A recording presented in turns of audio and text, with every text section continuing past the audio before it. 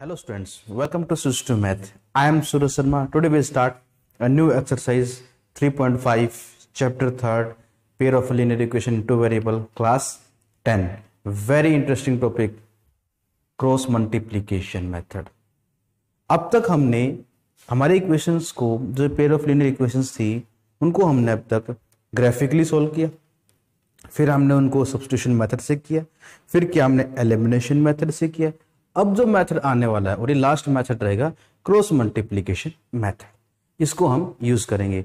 ठीक है, तो क्वेश्चन नंबर 1 करते हैं और फिर उसके बाद इस मेथड को समझने की कोशिश करेंगे कि ये मेथड कैसा है। ठीक है, सो लेट्स स्टार्ट। तो देखो क्वेश्चन नंबर 1 क्या है, which of the following pair of linear equation has unique solution, no solution और इनफाइनाइट मैनी सॉल्यूशन। लो जी, पहले हमें क्या चेक करना है कि ये यूनिक सॉल्यूशन है या ये नो सॉल्यूशन है या इनफाइनाइट है। यानी कहने का मतलब ये इंटरसेक्टिंग है या फिर ये पैरेलल लाइंस है या फिर ये कौन साइड है। याद है ना वो मेथड्स कैसे करने हैं, अभी बता भी दूंगा, आपको याद भी आ जाएगा। In case there is a unique solution, अगर मान लो इनके पास यूनिक सॉल्यूशन यानी लाइन जो है वो क्या है, इंटरसेक्टिंग है, find it using the cross multiplication method. इसका सॉल्यूशन निकालना मतलब एक्स और वाई की वैल्यूज फाइंड करनी।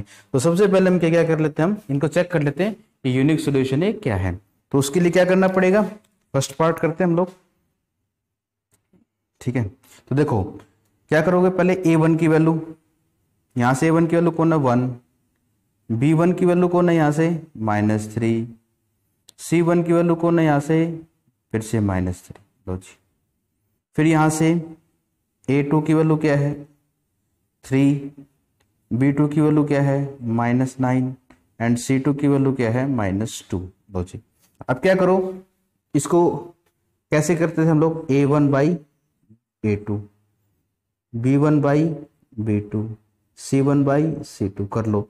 सो a1 कितना है 1, b कितना है a1 कितना है 1 और नीचे a2 कितना है 3, 1/3 आएगा। लो जी, इक्वल्स टू, ये देख लेंगे क्या आएगा, ये बाद में लगाते हैं इसको। अब देखो -3/9, -3/9, माइनस से माइनस कैंसिल आउट हो गया, 3 1 जा 3, 3 3 जा 9, इट मीन्स ये आ गया 1/3, यानी पहले दोनों तो सेम आ गई। अभी थर्ड के लिए और चेक कर लेते हैं, c1 बाई यानी -3/-2, ये तो माइनस से माइनस हट गया, ये क्या आ गया नॉट इक्वल। बताना भाई कौन सी कंडीशन है, आपने अच्छे से पढ़ा हुआ है कि जब दोनों पेयर इक्वल हो और थर्ड वाला नॉट इक्वल होता है तो कौन से होते हैं, पैरेलल लाइंस आती हैं। ग्राफ में कैसे आती है, पैरेलल लाइन आती है, और अगर पैरेलल लाइन आती है इसका मतलब इन दोनों के बीच में कोई पॉइंट नहीं है, इट मीन्स नो सॉल्यूशन। कौन सा है इसके अंदर, नो सॉल्यूशन, नो सॉल्यूशन यानी इसका कौन सा पार्ट हो गया, अच्छा कोई सॉल्यूशन नहीं है यानी नो सॉल्यूशन आ गया। इसका मतलब हम इसको क्रॉस मल्टीप्लिकेशन मेथड सोल्व नहीं करेंगे, क्यों, कोई सॉल्यूशन ही नहीं है, तो एक्स वाई की वैल्यू नहीं है तो हम कहां से निकाल देंगे। ठीक है, तो मतलब हमें फर्स्ट को हमें नहीं करना है। अब चेक करते हैं सेकंड को ऐसे ही, तो सेकंड के लिए इसी में कर लेते हैं। ठीक है, इसी में कर लेते हैं सेकंड पार्ट के लिए, चलो अलग से ही कर लेते हैं इसको। ठीक है, तो सेकंड पार्ट के लिए करते हैं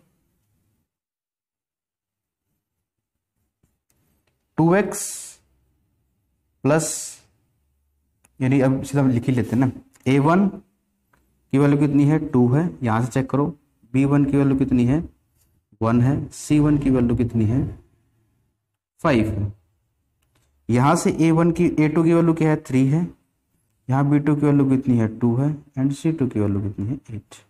लो जी, ये हो गया। अब क्या करो, अब वही चेक करो इसको, 2/3, 1/2, यानी पहले दोनों ही सेम नहीं आए, इसका मतलब कैसा, ये इंटरसेक्टिंग है, और इंटरसेक्टिंग है तो इसका मतलब कितने सोल्यूशन है, यूनिक सोल्यूशन है। तो सेकंड वाला कैसा आ गया, यूनिक सोल्यूशन। ये पहले बहुत बार करवाए जा चुके हैं आपको। ठीक है, समझ में आ गया होगा।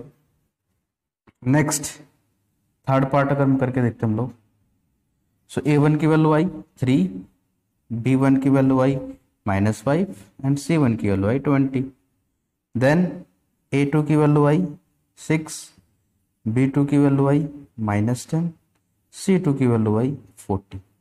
करो इसको 3/6, नेक्स्ट आया -5/10 -10 एंड देन आया 20/40। ध्यान से देखो 1/2 कट गया, 1/2 ये भी कट गया, 1/2 तीनों बराबर आ गए। ऐसा कब होता है? जब लाइन कोइंसाइड्स करती हैं। कोइंसाइड मतलब एक लाइन के ऊपर ही दूसरी लाइन आ जाती है। तो कितने पॉइंट इंटरसेक्ट हो रहे हैं? इनफाइनाइट। तो कितने सोल्यूशन हो गए? इनफाइनाइट। ये कौन सा है? इनफाइनाइट मैनी सोल्यूशंस आ गया इसका ये थर्ड पार्ट। अगर ये इनफाइनाइट मैनी सोल्यूशन आ गया तो इसका मतलब ये भी क्रॉस मल्टीप्लीकेशन से हम इसको सोल्व नहीं कर सकते। हम अभी ओनली सेकंड पार्ट ही हमें मिला है। अब चेक करते हैं लास्ट पार्ट, फोर्थ पार्ट। ठीक है, सो कौन कौन सा मिल गया, मैं इसको एक बार टिक लगा देता हूँ। सेकंड वाला मिल गया हमको, इसको हमें करना है क्रॉस मल्टीप्लीकेशन मेथड से। ठीक है, लास्ट पार्ट और देख लेते हैं, एक पार्ट और आ जाएगा तो चेक करो। फोर्थ पार्ट के लिए चेक करते हैं। A1 की वैल्यू हो गई 1, B1 की वैल्यू हो गई -3, C1 की वैल्यू हो गई -7। ठीक है जी, यहाँ से आ गई A2 की वैल्यू आई 3, B2 की वैल्यू आई -3 एंड C2 की वैल्यू आई आपके पास -15। ठीक है, अब चेक करो 1/3 ये आ गया, -3/3 कैंसल आउट हो गया 1, कितना आ गया? 1 आ गया। पर ये तो इक्वल ही नहीं है। इसका मतलब ये पहली कंडीशन समझ में आ गई। ये कैसी है? इंटरसेक्टिंग है। कैसा है?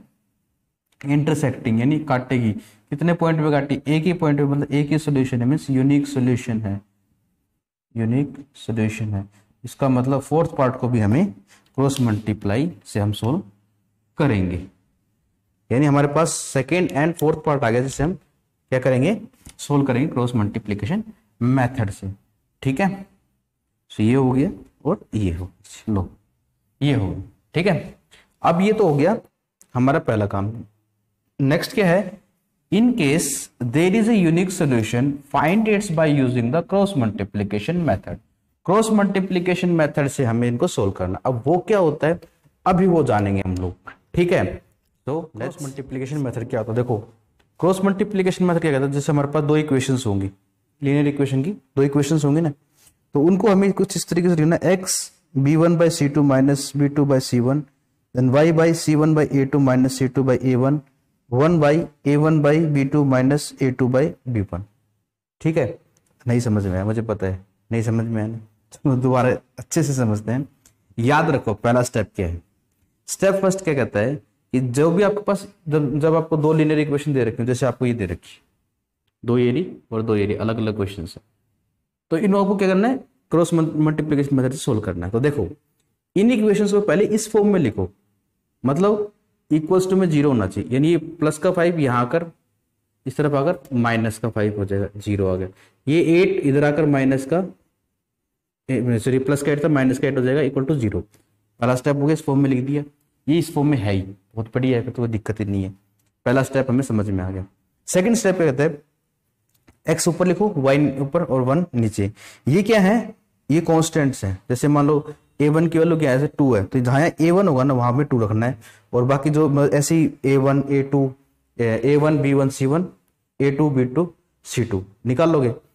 लेकिन सर याद कैसे रखे इसको? ये क्या घमसान है, उसको याद कैसे रखे? तो देखो इतनी सिंपल तरीका है, x y एंड 1 ये लिख दिया। अब यहां स्टार्ट है b1 से, b1 के बाद c1, c1 के बाद a1 और फिर b1, यानी जहां से चले थे वहीं पहुंच गए। यानी ABCD सिंपल पढ़ो तो हमारे पास A B और C काम कर रहे हैं अभी। ठीक है, तो B के बाद C के बाद वापस क्या आ जाएगा A, फिर उसके बाद B1, ऐसे नीचे लिख दो B2 के लिए, B2 C2 A2 and B2। ठीक है, अब करो क्रॉस मल्टीप्लाई। तो पहले 1 है ना, तो 1 को पहले 2 से करो, कितना आ गया? b1/c2 b1/c2। फिर यहां से इसकी क्रॉस मल्टीप्लाई, क्या बोला मैंने? Cross multiply, cross multiplication method, समझ में आया ना? क्रॉस मल्टीप्लाई b1/c2 लिखा, अब लिखोगे b2/c2 b2/c2 और दोनों कर दो माइनस, इसकी वैल्यू आ गई x की, समझ में आया? इक्वल्स टू लगाना है, फिर क्या करना है? c1/a2 c1/a2 फिर यहां से cross multiply C2 by A1, C2 by A1 और बीच में क्या लगाना, माइनस, वही चलना है। नेक्स्ट फिर से A1 by B2 and A2 by B1, so A1 by B2, A1 by B2, A2 by B1, A2 by B1 और बीच में क्या लगा दोगे, माइनस, दोनों को माइनस करो।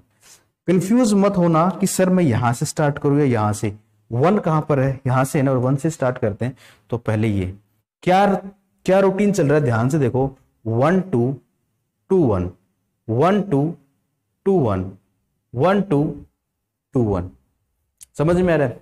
सिंपल बताऊं तो देखो B1 B2 फिर C2 C1 C1 C2 फिर उल्टा A2 A1 A1 A2 B2 B1, समझ में आ रहा है। आप इससे भी कर सकते हो, एग्जाम में ये बना लो एक बार जाकर, और मेथड आएगा यहां से कर लेना, ठीक है। सो ये तो हमारा था क्रॉस मल्टीप्लीकेशन मेथड। अब इसको एप्लीकेबल कैसे करेंगे, लगाएंगे कैसे, तो वो देखते हैं हम लोग, ठीक है। सो देखो ये हमारे पास इक्वेशन है, तो यहां से मैं वैल्यूज निकाल लेता हूं। तो देखो पहले निकाल, यहां से वैल्यू निकालो, यहां से A1 की वैल्यू कितनी है भाई 2, B1 की वैल्यू कितनी है 1 और C1 की वैल्यू कितनी है -5, ठीक है। यहां से A2 की वैल्यू कितनी है 3, B2 की वैल्यू कितनी है 2 एंड C2 की वैल्यू कितनी है -8। अब ये सारी वैल्यूज पुट कर दो। यहां से B1 की वैल्यू क्या है भाई 1, तो यहां पुट कर देता हूं मैं 1। यहां पर हमारे पास B2 की वैल्यू कितनी है 2, सो 2, ऐसे वैल्यू पुट करते रहो, सारी पुट कर दो। ये कर दिया B1, अब C1 ही कर दो, -5 और C2 की -8, -5 और इसकी आगे -8। ऐसे ही A1 की वैल्यू क्या है हमारे पास 2 और इसके 3, तो इट्स 2 एंड इट्स 3, और B1 और B2 की वैल्यू है 1 और 2, यहाँ लिख देते 1 और, ठीक है। ये आ गया समझ में। अब क्या करो, इस मेथड को एप्लीकेबल लगाएंगे हम लोग x। सो क्या लिखा हुआ है, अब इसको रफ कर देता हूं मैं, ठीक है। अब इस मेथड पे एप्लीकेबल लगा रहा हूं। सो कैसे निकलेगा, यहां से सबसे पहले इसको इससे मल्टीप्लाई करो। सो 1 को मल्टीप्लाई किया -8 से, देन आया साइन माइनस का, अब 2 को उससे मल्टीप्लाई करो 2 -5, अब ये आ गया -5। अब क्या करेंगे y, अब यहां से y की वैल्यू लेंगे, ठीक है। तो मैं इसको रफ कर देता हूं, तो कर देते हैं हम लोग। तो y कैसे आएगा -5 मल्टीप्लाई 3 फिर बीच में साइन माइनस का, देन -8 मल्टीप्लाई 2। अब हम 1 के नीचे लिखेंगे क्या है 2 मल्टीप्लाई 2। अगर फॉर्मूला याद नहीं तो भी आप ऐसे बनाकर सिंपली ऐसे कर सकते हो, 2 मल्टीप्लाई 2 -3 मल्टीप्लाई 1। अब क्या करना है, एक बार x को आपको इसके बराबर लेना है और एक बार y को इसके बराबर लेना है। कैसे करना वो देख लेते हैं। पहले एक बार हम सोल्व कर लेते हैं इस चीज को, इसको मैं रफ कर देता हूँ ऊपर वाले, अभी इसकी रिक्वायरमेंट हमें नहीं, ठीक है। तो हम अभी कर लेते हैं इसके लिए, ये लो जी। तो करो इसको, x बाई कितना आ गया 1 को -8 से मल्टीप्लाई करो, -8, साइन है माइनस का, 2 5 जा हो गया 10, सो माइनस का 10 यहाँ। अब कर लेते हैं y के लिए, y कितना है -15 देन माइनस का साइन, दिस इज -16, फिर 1/2 2 जा 4 और 3 1 जा 3। अब यहाँ सोल्व कर लेते हैं। सो x कितना आ गया -8 माइनस माइनस हो गया प्लस का 10, 10 में से 8 गया तो बच गया 2, x की वैल्यू आ गई x बाई कितना आ गया 2 आ गया। y के लिए निकालो, -15 माइनस माइनस हो गया जी प्लस का 16, तो कितना आ गया यहाँ से कट के 16 में से 15 गए तो 1 बचा, 1 बचा। अब यहाँ से 4 में से 3 गया तो कितना बचा 1, तो कितना आ गया 1 ही आ गया यहाँ तो, ठीक है।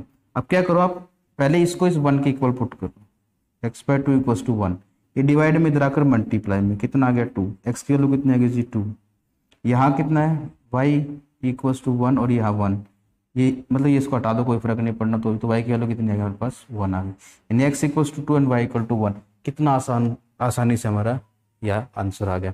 उसमें क्या था सब्स्टिट्यूशन में कि हम पहले वैल्यू निकालें, पुट करें, फिर आंसर निकालें, और एलिमिनेशन में मल्टीप्लाई करो फिर काटो फिर आंसर निकालो।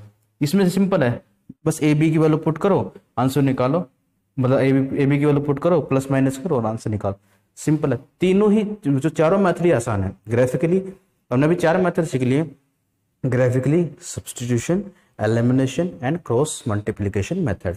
बहुत आसान है चारों। आप पेपर में अगर मान लो क्वेश्चन आता है कि सोल्व द इक्वेशंस और इक्वेशन दे दी, तो चारों मेथड में से ग्राफिकली छोड़ देना एक बार, आप ग्राफिकली मत करना। तो इन 3 मेथड में से सबसे कौन सा, substitution method, elimination method, cross multiplication method, किसी से भी आप उसको सोल्व कर सकते हो। ठीक है, ये था हमारा सेकंड पार्ट। अब हम इसी को फर्स्ट पार्ट से भी करके देखेंगे। सो हम क्या करेंगे, तो कंप्लीट को ना करते हुए हम यहाँ से इसको रफ कर लेंगे, यहाँ से नीचे से इनको रफ करते हैं, ठीक है, ताकि बार बार हमें ना बनाना पड़े, पर आपको बनाना है। सो हम क्या करेंगे, पहले x y एंड 1, यहाँ पर क्या था, अब यहाँ से वैल्यूज निकालते हैं। यहाँ से a1 की वैल्यू कितनी आई है भाई, a1 की वैल्यू 1, b1 की वैल्यू आई -3 एंड c1 की वैल्यू आई है -7। यहाँ से a2 की वैल्यू आई 3, b2 की वैल्यू आई -3 एंड c2 की वैल्यू आई -15। वैल्यूज पुट कर दो, पहले b1 और b2 होता है, तो यानी -3, या लिखना स्टार्ट कर दो, -3 फिर -7 फिर आ जाओ 1 और फिर -3, ऐसे ही यहाँ से b2 स्टार्ट हो जाओ, -3 -15 देन इट्स 3 देन फिर वापस कितना आ जाएगा -3। ये आपके पास क्या आ गया। अब क्या कर दो, क्रॉस मल्टीप्लाई सिंपली बस। तो माइनस माइनस हो जाएगा प्लस, सीधा ही कर लेते हैं अभी, और 15 को 3 से करोगे मल्टीप्लाई तो आ गया जी 45। ठीक है, माइनस माइनस हो गया प्लस, और बीच में तो माइनस का साइन है ही, माइनस माइनस हो गया प्लस, और 3 से बन जाएगा 21। ऐसे ही हम आगे करते हैं, आएगा माइनस का 21, 7 3 जा 21 और माइनस, फिर माइनस का साइन, 15 1 जा 15 और -15 मतलब -15 आ गया। नेक्स्ट करो इसको, यहाँ से मल्टीप्लाई करोगे तो कितना आएगा -3, फिर माइनस का साइन, फिर कितना आएगा 3 3 जा 9 और माइनस का, तो ये आ गया। ठीक है, सिंपली आप कैलकुलेशन आप कर सकते हो। अब कर दो, इसको रफ कर देते हैं हम लोग, और यहाँ से हम स्टार्ट करते हैं दोबारा से। सो कर लेते हैं x बाई 45 में से 21 गया तो कितना बचा भाई 24 इक्वल्स टू, ये कितना बचा y बाई -21 माइनस माइनस हो गया प्लस का 15 इक्वल्स टू 1 बाई, ये कितना हो गया -3 माइनस माइनस प्लस और 9 आ गया। सोल्व कर लो, x बाई 24 इक्वल्स टू कितना आ गया, यहाँ से y बाई माइनस का 6 आ जाएगा जी। 21 में से 15 का तो 6 और बढ़ेगा साइन इन नेगेटिव, यहाँ आ जाओ तो आ गया 6 प्लस का। अब इसको क्या कर दो, आप सोल्व कर दो, x बाई 24 इक्वल्स टू 1/6, ये डिवाइड में इधर आकर हो जाएगा मल्टीप्लाई में, 6 1 जा 6 6 4 जा 24, x की वैल्यू आ गई जी 4। नेक्स्ट यहाँ से y इक्वल्स, अब y के लिए आ जाओ तो y by -6 equals to 1/6, so y equals to, ये डिवाइड में इधर आकर मल्टीप्लाई में, तो 1 मल्टीप्लाई -6 डिवाइड बाई 6 से 6 कैंसिल आउट हो गया, आंसर आ गया माइनस का 1, y equals to minus, y की वैल्यू -1 आ गई और x की वैल्यू कितनी आ गई 4 आ गई। So this is the required answer, this is the question number first. समझ में आ गया होगा। अब हमें जितने भी इस एक्सरसाइज में क्वेश्चन करने हैं सभी को हमें क्या करना है, क्रॉस मल्टीप्लिकेशन से सोल्व करना है, या फिर वो ये क्वेश्चन मतलब बोल सकता है भाई इसको एलिमिनेशन से भी करो और इसको क्रॉस मल्टीप्लिकेशन से भी करो। ठीक है, अगर मैं बुक में देखूं तो हमारे पास क्या है, अगर बुक में देखें हम लोग तो क्वेश्चन नंबर सेकंड जो है उसमें भी, चलो क्वेश्चन नंबर सेकंड हम कर लेंगे, के की वैल्यू फाइंड करनी है। क्वेश्चन नंबर थर्ड है वो पढ़ना एक बार आप लोग कि सब्स्टिट्यूशन मेथड से करो और क्रॉस मल्टीप्लिकेशन मेथड से करो। तो इस क्वेश्चन नंबर थर्ड को आप अपने आप से करना, आ जाए तो कमेंट में यस लिखना, और नहीं आए तो मुझे बताना, मैं वीडियो पक्का बनाऊंगा दोबारा से। तो अभी कर लेते हैं question number second. Question number 2, तो देखो, for which values of a and b does the following pair of linear equations have an infinite number of solution. ये रहा, ये जो फर्स्ट पार्ट है और ये सेकंड पार्ट है। तो इसके लिए आप सिंपल बात क्या देखो, कह रहा है कि हमें फाइंड करनी है ए और बी की वैल्यू, यहाँ से दिख रहा है ना ए और बी, आपको ये रहा ए और बी की वैल्यू हमें फाइंड करनी है। कह रहा है कि ए और बी वैल्यू जो फाइंड करनी है ना, तो ये जो दोनों इक्वेशन है, पेयर ऑफ लीनियर इक्वेशन है ना, have an infinite number of solution, यानी इनफाइनाइट नंबर ऑफ क्या सॉल्यूशन है। इसका मतलब ये किस कंडीशन को सेटिस्फाई करते हुए मिलेंगे, अगर इनफाइनाइट है तो A1/A2, B1/B2 एंड C1/C2। ये कंडीशन याद है ना, जब ये तीनों इक्वल होते थे तो कौन सी कंडीशन थी, वो इनफाइनाइट नंबर ऑफ सॉल्यूशन थी। तो इसका मतलब ये दोनों जब भी इस चीज को होल्ड करेंगे तभी तो ये इनफाइनाइट सॉल्यूशन होंगे। यहां पूछा नहीं, अब दे दिया गया कि इनफाइनाइट सॉल्यूशन है। समझ में आ गया ना। हमने पहले क्या किया था, हम पहले चेक करते थे कि भाई इनफाइनाइट है कि नहीं, लेकिन इसने अभी दे ही दिया कि इनफाइनाइट है। इनफाइनाइट है तो इसका मतलब ये इस चीज को मतलब क्या करेगा, सेटिस्फाई करेगा। अगर ये इस चीज को सेटिस्फाई करेगा तो कैसे हम इसको यूज करेंगे, देखो एक बार। तो यहां से हम लिखते हैं पहले A1 की वैल्यू। तो A1 की वैल्यू यहां से क्या है 2, यहां से क्या है A2 की वैल्यू, देखो x के साथ वाली ये पूरी है, यानी A-B, ये कंप्लीट हो, ठीक है। अब यहां से आगे आ जाओ, B1 क्या है 3, और यहां से क्या वैल्यू है A+B की, यहां से आगे A+B, B की वैल्यू क्या है, B2 की वैल्यू पूरी ये वैल्यू है। C1 की वैल्यू कितनी है 7, and this is the value 3A+B-2, ये आ गई, ठीक है। अब क्या करना आपको, अब इस वैल्यू को आप जो है इसको है आप इसके बराबर रख दो, और फिर इसको आप एक बार इसके बराबर रख दो। तो करते हैं हम लोग, सो 2/A-B इक्वल्स टू 7/3A+B-2। करो इसको क्रॉस मल्टीप्लाई कर दो, इसको यहां मल्टीप्लाई, इसको यहां मल्टीप्लाई। सो 2 3A+B-2 डिवाइड में रहने दो, इक्वल्स टू 7, ये A-B ऊपर आ जाएगा, तो A-B करो सोल्व इसको। तो 6A+2B-2 इक्वल्स टू, अच्छा 4 आ जाएगा, 2 2 4, इसको इससे मल्टीप्लाई करो, इसको इससे, इसको इससे, देन 7A-7।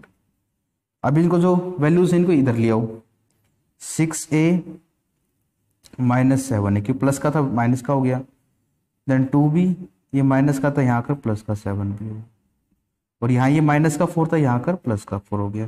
तो क्या आ गया इसका, -A+9B/4। लो जी, ये आपके पास एक पहले हमारे पास क्या आ गई, एक लीनियर इक्वेशन और आ गई इसमें से। अभी हम सोल्व करते हैं और किसी चीज के लिए, किसके लिए करें अभी हम, मान लेते हैं हम लोग करते हैं, सो इसके लिए कर लेते हैं हम लोग, या इन दोनों कर लो, कोई फर्क नहीं है, ये इन दोनों कर लो आप, या फिर हम इसको और इसको कर लेते हैं सोल्व, ठीक है। तो 3/A+B, आपकी मर्जी है, कोई दिक्कत नहीं है उसमें। 7/3A+B-2, ठीक है जी। अब क्या करेंगे हम, अब क्या क्रॉस मल्टीप्लाई कर दो, इसको यहां कर दो, कितना आ जाएगा, मैं सीधा लिख रहा हूँ 9A+3B। अभी आपको भी स्पीड बढ़ानी है 6, इसको यहाँ 7A एंड +7। अब इनको सोल्व कर लो, 9A, ये प्लस का 7A यहाँ माइनस का हो जाएगा, तो कितना आ गया, 9A में से 7A गया तो 2A बच गया, और यहाँ से कितना आ गया, ये प्लस का यहाँ माइनस हो तो माइनस का 4B, यहाँ प्लस का 6। लो जी, ठीक है। अब इसको 2 से डिविजिबल हो रहा है कंप्लीट, तो 2 से डिवाइड कर देता है इसको सारे को ही। So 2A-2 and 2B equals to 3। समझ में आ गया, A-2B, ये आपके आप है, दो इक्वेशंस आ गए आपके पास। अब क्या कर दो, कोई मेथड लगा दो, मर्जी आपकी, क्रॉस मल्टीप्लिकेशन, इसने कोई मेथड बोला तो है नहीं, तो हम कौन सा लगा देंगे, सब्स्टिट्यूशन मेथड, आसानी से हो जाएगा। क्यों होगा, तो देखो दोनों इक्वेशंस है, तो मैं यहां पर कर लेते हैं। तो इसको ये इक्वेशन निकली अपनी A-2B, अब यहां से -A प्लस का 9B इक्वल्स टू 4, चेंज करने की जरूरत है नहीं, ये कैंसिल आउट हो गया। यहां से आ गया आपके पास 7B, और यहां से आ गया 7, सो यहां से 7B इक्वल्स टू 7 मल्टीप्लाई में ये इधर आकर डिवाइड में, तो 7/7 कितना हो गया जी, 1 हो गया, यानी B की वैल्यू कितनी आ गई आपके पास 1। B की 1 आ गई, ये इक्वेशन दे रखी है, इसमें पुट कर दो B की, -A 9 प्लस का, या B की वैल्यू 1 है तो 4 आ गई। सो -A, ये 9 इंटू 1 हो जाएगा 9, और ये प्लस का आ गया यहाँ माइनस का, तो -A इक्वल्स टू कितना आ गई, -5, माइनस से माइनस कैंसिल आउट, ए की वैल्यू कितनी आ गई 5, तो ए आ गया 5 एंड बी आ गया 1। ये आपका फर्स्ट पार्ट है, ठीक है। अब करते हैं हम, तो समझ में है ना, मतलब हमने इसको कंपैरिजन किया फिर जस्ट सोल्व कर लिया। मैंने इसको इसके साथ ले लिया पहले, फिर इसको इसके साथ ले लिया, सोल्व किया, मेरे पास दो इक्वेशंस आ गई। अब मुझे पता है दो इक्वेशन को सोल्व करने के मेरे पास तरीके हैं, cross multiplication, elimination method, substitution method, तो मैं किसी से कर सकता हूँ। तो मेरे को लगा कन्वीनियंट कि भाई हाँ सब्स्टिट्यूशन मेथड से मैं कर सकता हूँ फटाक से, तो मैंने वो यूज कर लिया। आप क्रॉस मल्टीप्लिकेशन मेथड भी यूज कर सकते हो, ठीक है। सो ये था हमारा फर्स्ट पार्ट। अब करते हैं सेकंड पार्ट। अब सेकंड पार्ट में देखो नो सॉल्यूशंस हैं, यानी पहले में क्या थे इनफाइनाइट थे, अब क्या है नो सॉल्यूशन है, तो नो सॉल्यूशन की कंडीशन लगा के हम सोल्व करेंगे। So let's start second part. तो देखो 3x + 1 y = 1, ये दो इक्वेशंस दे दी हमको, नो सॉल्यूशन है। तो नो सॉल्यूशन की कंडीशन क्या होती है आपको मालूम है, क्या होती है भाई, a1/b1 sorry a1/a2 b1/b2 and c1/c2 not equal to, यही होती है ना, पहले दोनों तो इक्वल होते हैं और जो थर्ड वाला तो इक्वल नहीं होता है, तो ये होता है क्या आती है नो सॉल्यूशन की। तो अब जहां वैल्यूज देख लेते हैं, a की वैल्यू क्या है 3, a2 की वैल्यू क्या है, देखो x के बराबर में सारा नंबर जो भी है वो लिख लो यहाँ 2k - 1, फिर यहां से किसकी है y कह रहा हूं यहाँ के 1, अब यहाँ कितनी है k - 1 not equal to c1 की वैल्यू क्या है 1, यही आ गया 2k + 1। लो जी, इस टाइप क्वेश्चन आपको दो या तीन नंबर में मिल जाते हैं, ठीक है। सो ये आ गया। अब क्या करो, कोई भी दो ले लो, तो ये वाले दो हम ये ले लेते हैं ताकि सोल्व करने के लिए काम आए। तो मैं यहाँ लिख लेता हूँ इसको, सो 3 2k - 1 एंड 1k ये आ गया, ठीक है। अब क्रॉस मल्टीप्लाई कर दो, इसको यहाँ से क्रॉस मल्टीप्लाई, इसको यहाँ से, तो इसको क्रॉस मल्टीप्लाई और कितना आएगा, 3 को k से करो 3k - 3 × 1 = 3, ऐसे इसको करो 2k - 1, ठीक है भाई। अब क्या करो, k को इधर ले आओ, 3k है, ये प्लस का 2k माइनस का 2k हो गया, यहाँ माइनस का 1 था, ये प्लस का 3 यहाँ, सॉरी माइनस का 3 यहाँ कर हो गया, प्लस का 3 यहाँ से कैंसिल आउट हो गया, आ गया k, और यहाँ कितना आ गया जी 2, तो कितनी वैल्यू आ गई यहाँ से k की 2 वैल्यू आ गई, बस वही निकालनी थी, हो गया सोल्व। सो ये थे हमारे क्वेश्चन नंबर 1 to 3। थर्ड के बारे में मैंने बता दिए, दो इक्वेशन है उसको आपको सब्स्टिट्यूशन मेथड से और किससे क्रॉस मल्टीप्लिकेशन मेथड से सोल्व करना है, वो आप इजिली कर सकते हो, ठीक है। नेक्स्ट वीडियो में करेंगे हम क्वेश्चन नंबर 4, जिसके वही 5 पार्ट्स एज यूजुअल आप देख रहे हो कंटिन्यूसली, वही जैसे एक्सरसाइज सेम एक उन्होंने मैथड क्या बना रखा है, सिस्टम बना रखा है। पहले तो कुछ सीधी इक्वेशन आपको दी है, उससे वो मेथड सिखा दिया, फिर उसके बाद आपको स्टेटमेंट वाले क्वेश्चन दिए, उनसे आपको क्या निकालनी है, इक्वेशन निकालनी है, और आपको क्या क्या करना है, मेथड्स लगाने हैं। सो ये आज हमारे क्वेश्चन ये 3 तक था। अब करेंगे next question number 4 in next video. So till then thank you for watching, enjoy the math.